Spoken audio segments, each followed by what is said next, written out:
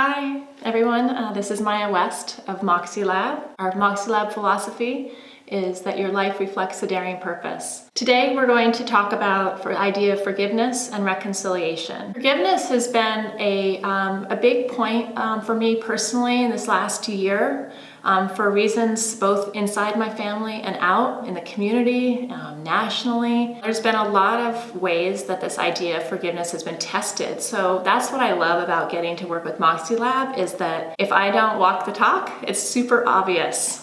So forgiveness is our topic for this reason. What does it mean to forgive? The reason that I've pursued this inquiry is because I read this really cool book by Desmond Tutu, and he spent a lot of time trying to work in South Africa on this concept of reconciliation, which I don't know if this has been written anywhere, but I think of reconciliation as being community level forgiveness. And his goal there was to try to convince a massive portion of the population to forgive a smaller portion of the population for atrocities that had occurred in the name of race. And I was very fascinated by that, because I think, how do we ever right historical wrongs on a community level? And I started with the community level because that's the work that I do, is in the community. But then I realized that it was actually quite personal first. The first thing I realized is that you don't need an apology to forgive somebody. There are all these things that happen in our life, what we call the hurt, harm, and loss, according to Desmond Tutu. We have these things that happen in our life that for which we need to forgive.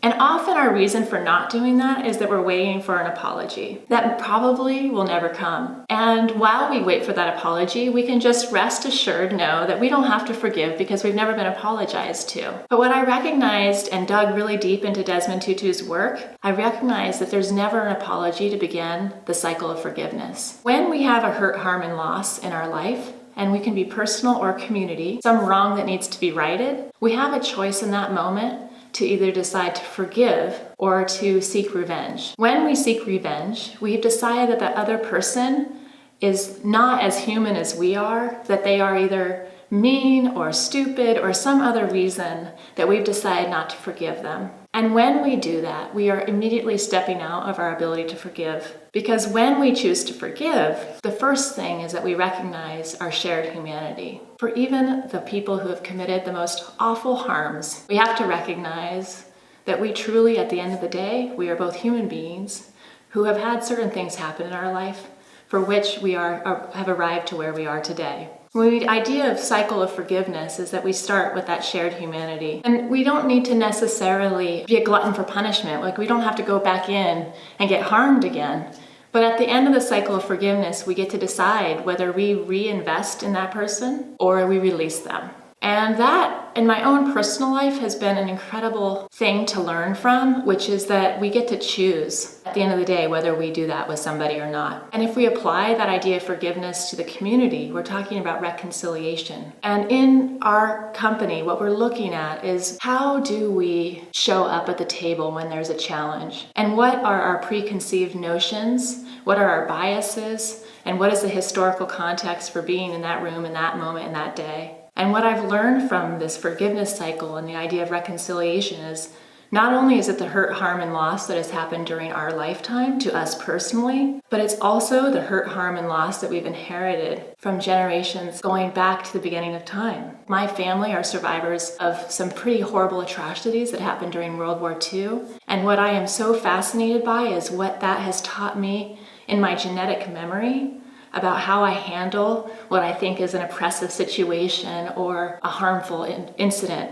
And that I've actually inherited generations of stories going back to time based on this issue. And it's not just my personal experience and what I've seen or heard or witnessed, but it goes back in time. That idea that our epigenetic history affects our ability to forgive now is an area of inquiry that we hope to pursue as part of Moxie Lab and in community events that we hold. So when you're thinking about this in your own life, start with that hurt, harm, and loss. And ask yourself, do I need an apology to forgive this person? If you're thinking about a hurt, harm, and loss in your community because one group of people has tremendously hurt your people, ask yourself, do you need an apology from that group to move forward? Or can you forgive and release and move forward without that apology. That's what I'm very interested in, and that's what we hope to consider continuing to do. And that's the theme for this month, because we are going to be working on this issue in various settings. And this is one of our new favorite topics. Thanks for listening. Feel free to check out our website, moxielab.com, and stay tuned for more. I have a feeling there'll be more topics on this concept of forgiveness and reconciliation, and maybe there'll be some guest speakers that come join me. Thank you.